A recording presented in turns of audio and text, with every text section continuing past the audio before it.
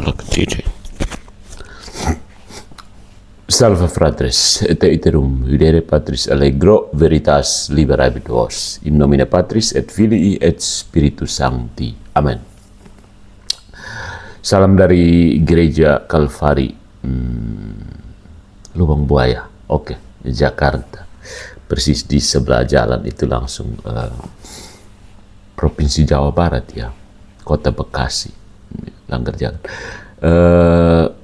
Untuk kesempatan ini saya mengajak kita untuk berkatekese menanggapi satu apologet Protestan yang cukup terkenal di kalangan apologet, cukup punya nama besar yang sering dibantai berulang-ulang, tapi tidak jemu-jemunya juga. Video terbarunya itu dia mengatakan bahwa the papacy is not from God. Ya, dia orang Amerika ya, bernama Gavin Ordlund, dan gagasan-gagasannya seringkali dikopi oleh apologet-apologet intelektual akademik di Indonesia. Gavin Ordlund. Nah, sesudah ya, saya pikir minggu lalu ya dia memberikan videonya itu, lalu langsung sehari sesudahnya sudah tanggapan misalnya dari Trent Horn, beberapa lagi. Ya, shameless popery dan seterusnya yang intinya membantai argumen itu habis-habisan. Intinya Gavin Ordlund hanya mengulang-ulang kebingungan, repetisi kebingungan abad ke-16 soal papasi, dan kelihatannya disebar luaskan melalui media. Karena itu mari kita tanggapi secara to the point. Anda bisa menonton videonya dalam bahasa Inggris, juga melihat tanggapannya dalam bahasa Inggris juga dari ya perdebatan di Amerika, dan dari segi apologetik evangelikal di Amerika sebenarnya sudah porak-poranda, hancur berantakan karena tidak sanggup melawan apologet Katolik. Nah, isu yang diangkat adalah soal kepausan.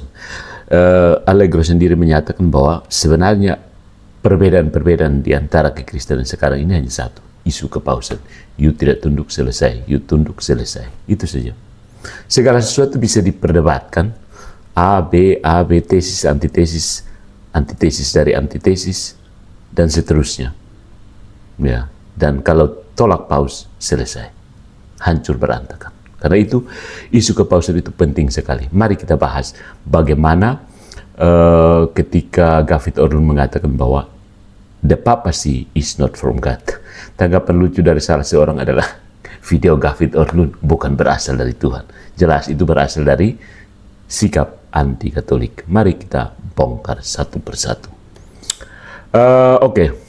Jadi ini sebagai analisis logis dan metodologis atas kesalahan argumen Gavin Ordlund soal kepausan, about the papacy. Dekin Gadas pernah mencoba menguraikan panjang lebar, tapi intinya hanyalah repetisi kebingungan yang sekarang dikristalisasi oleh argumen-argumen dari Gavin Ordlund. Mari kita lihat, dan ini langsung memukul rata semua argumen tentang kepausan. Yang pertama, ilusi historis dan iman yang disekularisasi. Ya, Ordlund dan kawan-kawan memulai dari premis modernis, ingat, sebagaimana dilakukan oleh DKMYM dan seterusnya di Indonesia. Premis modernis bahwa kebenaran ilahi harus dibuktikan secara empiris historis. Ya, ini premisnya sudah salah. Kebenaran ilahi harus dibuktikan secara empiris historis. Ya, ada masalah karena biasanya mereka tidak konsisten. Ia menuntut bukti positif bahwa dalam teks Alkitab dan sejarah seolah wahyu ilahi tunduk pada standar positivisme akademik. Nah, ini bukan pendekatan biblis, melainkan rasionalisme Protestan yang sejak awal menolak prinsip sakramental dunia Katolik. Ya. Nah, padahal gereja tidak pernah mengajarkan bahwa kebenaran hanya bersumber dari teks tertulis. Traditio viva, tradisi yang hidup, itu adalah wahyu yang dihayati dan diinterpretasi oleh komunitas yang dibimbing Roh Kudus.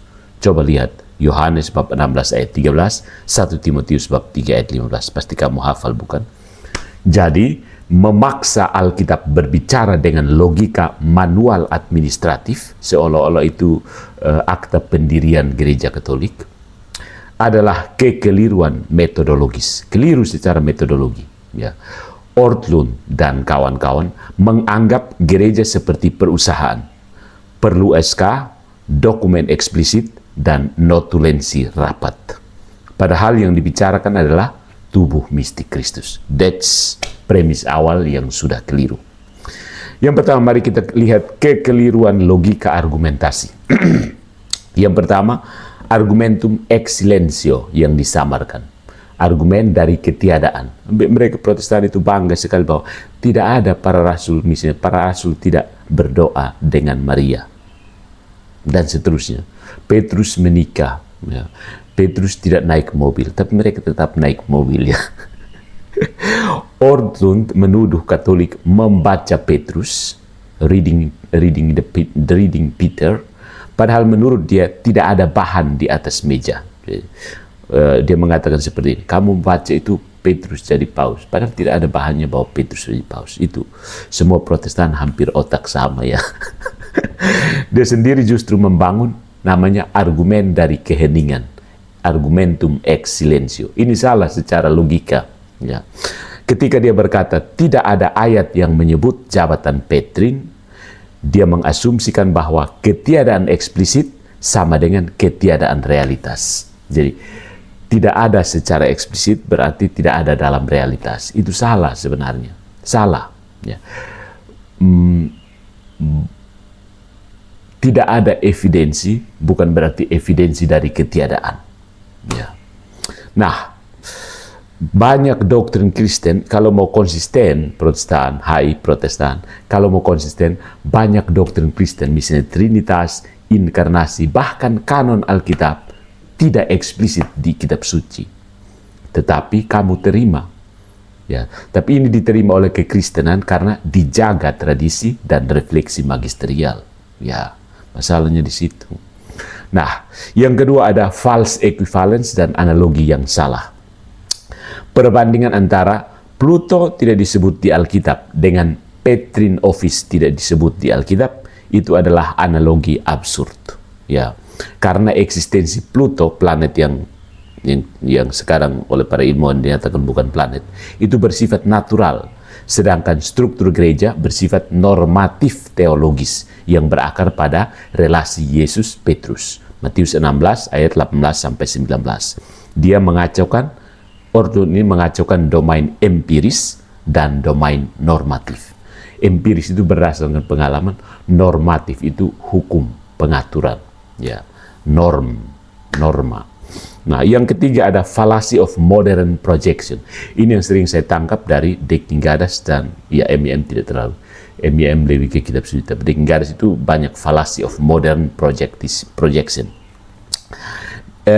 Ortlund dan kawan-kawan biasanya memproyeksikan model demokratis modern ke dunia apostolik.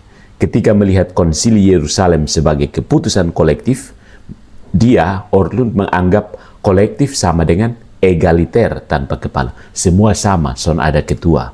Ya. Padahal keputusan kolektif bisa saja terjadi dalam struktur hierarkis, sebagaimana sidang dengan pemimpin tetap di puncak. Gereja Katolik memahami Petrus bukan sebagai diktator, melainkan sebagai prinsip kesatuan. Yang berikutnya adalah circular reasoning tentang historical development. Ya, perkembangan dalam sejarah. Ortlund berkata bahwa kepausan adalah perkembangan manusiawi, sama Dekingadas juga berpendapat demikian, karena baru muncul jelas abad kedua. Tapi dia tidak menyadari bahwa perkembangan doktrin adalah bukti vitalitas iman, ya, bukan penyangkalan asal ilahi. Logika seperti ini bisa menghancurkan seluruh kekristenan, sebab dogma Trinitas juga berkembang setelah abad ketiga.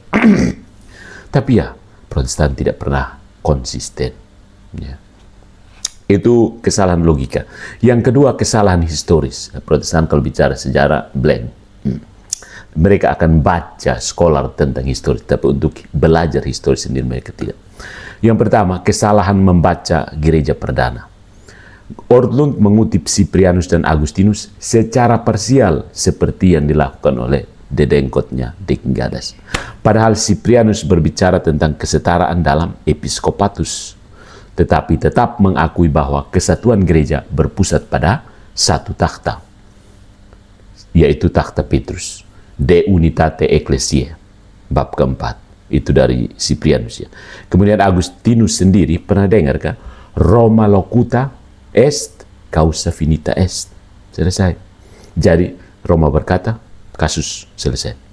Jadi kesetaraan moral antar episkop tidak meniadakan otoritas primat dari Petrus. Sama seperti para rasul sejajar dalam martabat, namun Petrus tetap menjadi batu dasar yang dipilih Yesus.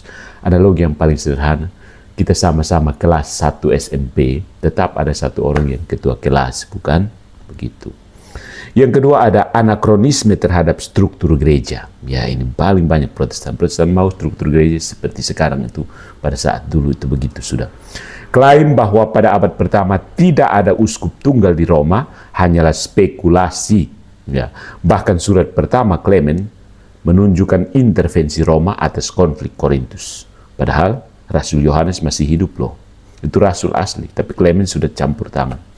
Otoritas moral dan doktrinal yang justru melampaui yurisdiksi lokal.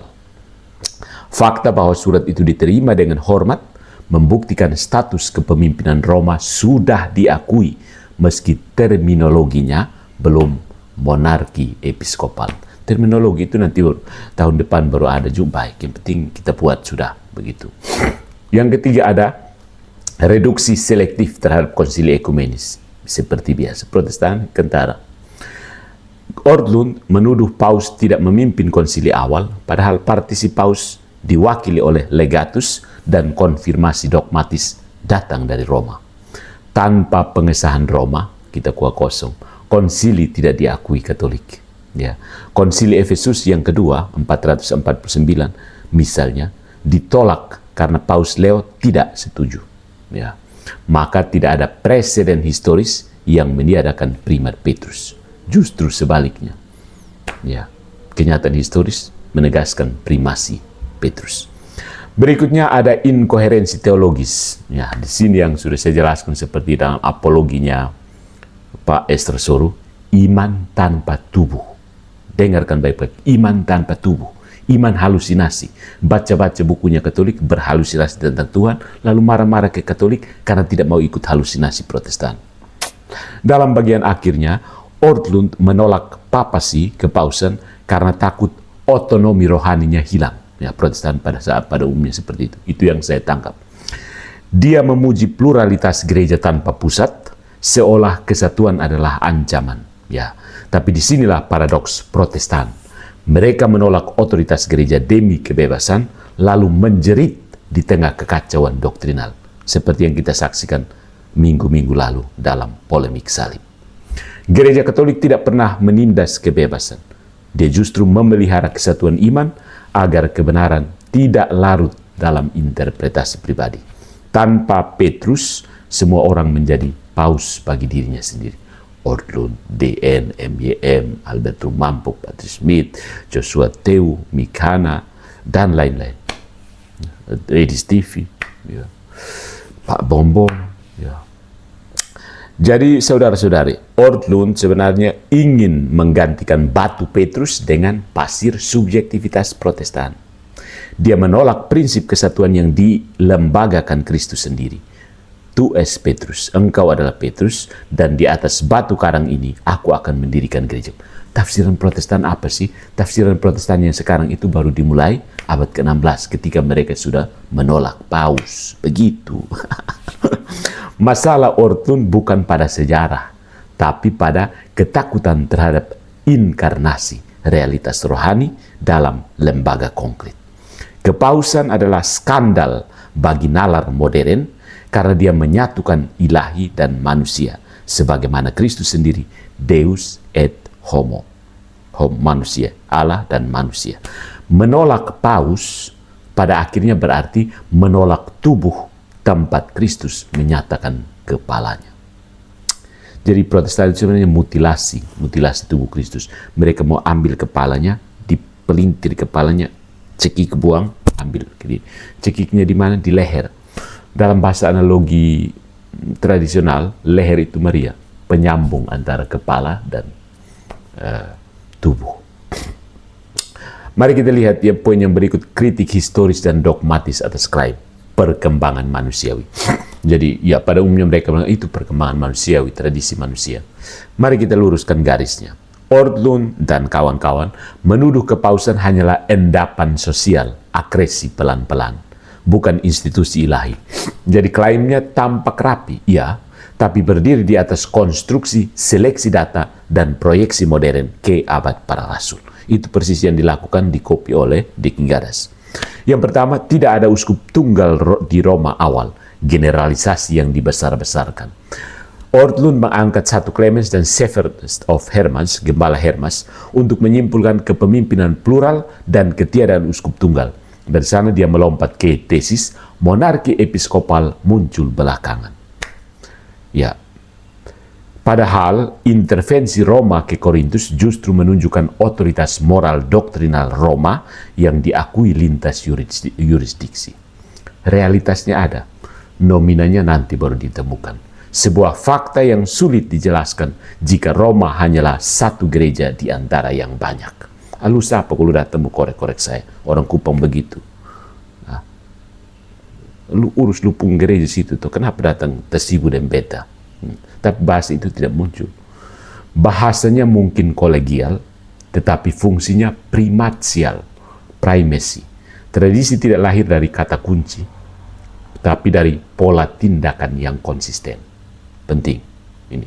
Tradisi bukan lahir dari satu kata kunci, keywords, tapi dari pola tindakan yang konsisten. Dan bicara soal konsisten, Protestan blank. Yang kedua, Cyprianus dan Agustinus dipenggal dari keseluruhan tradisi. Ortlund mengutip Cyprianus untuk menyokong kuasa setara, lalu menyimpulkan tidak ada primat.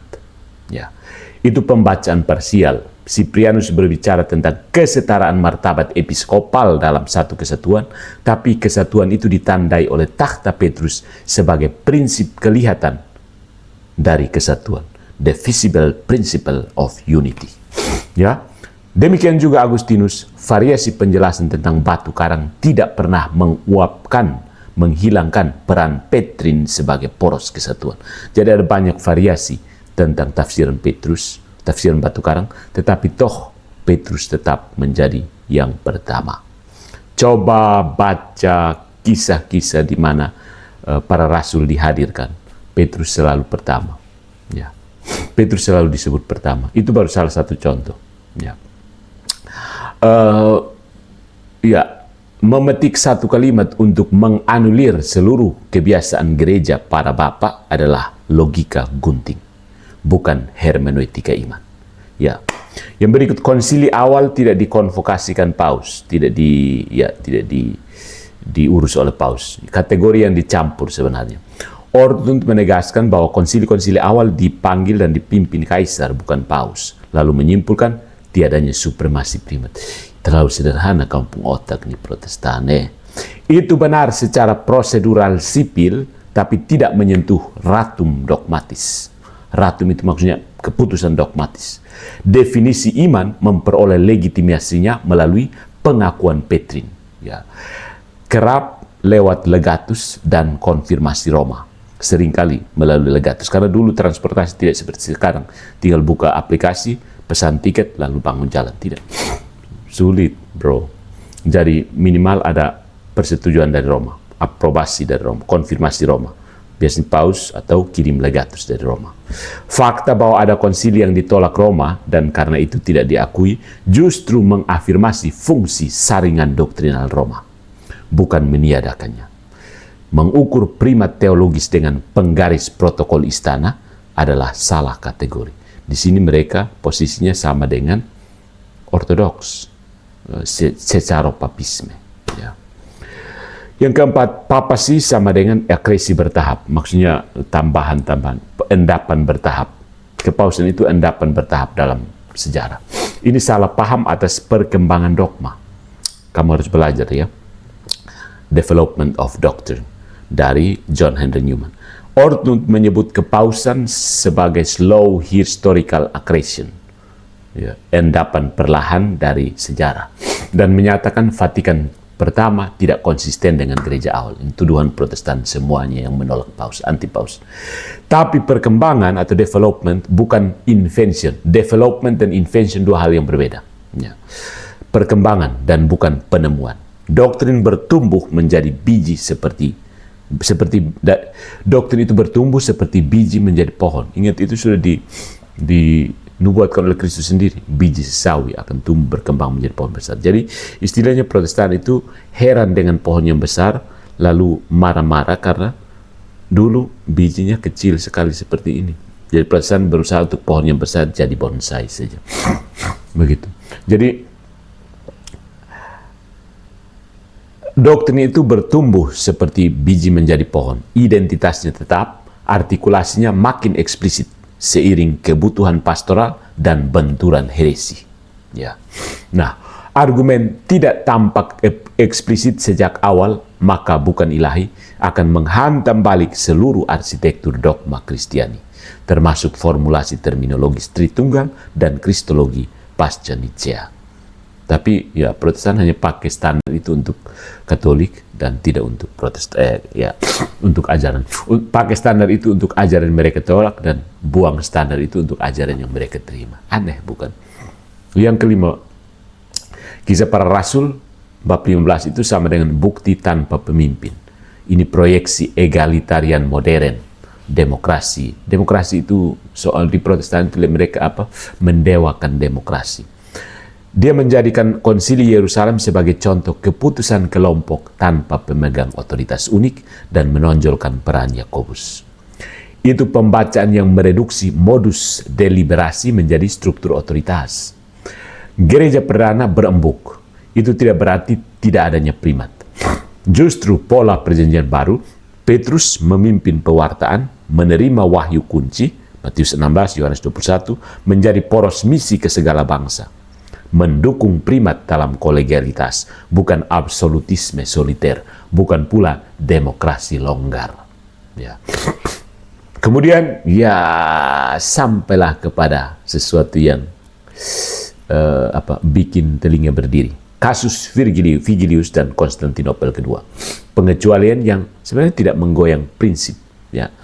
Ortlund mengutip konflik Paus Vigilius untuk menonjolkan konsili bisa menentang Paus. Drama sejarah memang berbelit. Tekanan politik, bujuk rayu kaisar, tarik ulurnya formula kompromi. Tetapi satu episode di bawah desakan kekaisaran tidak membatalkan struktur prinsipil primat. Justru memperlihatkan ketahanan prima sedes. Ya, takhta pertama. Pada akhirnya rekonsiliasi penerimaan terjadi di Sumbu Roma, tempat gereja semesta menguji bunyi akhir harmoni iman itu sendiri. Ya. Jadi Ortlund mengumpulkan data yang benar secara parsial, lalu menyusunnya untuk kesimpulan yang salah total. Jadi bahaya itu adalah kamu ambil sebagian kebenaran, lalu menyimpulkan untuk keseluruhan. Istilah bahasa Indonesia pars pro toto. Bahaya pars pro toto kalau tidak hati-hati. Kemudian yang kedua, dia mengaburkan bedanya prosedur politik versus ratifikasi dogmatis, kolegialitas apostolik versus egalitarianisme, dan perkembangan artikulasi versus invensi. Dia mengaburkan perbedaannya dan Protestan yang malas belajar akan tersesat. Yang ketiga, tradisi tidak diikat oleh kalimat tunggal, melainkan lintasan konsisten.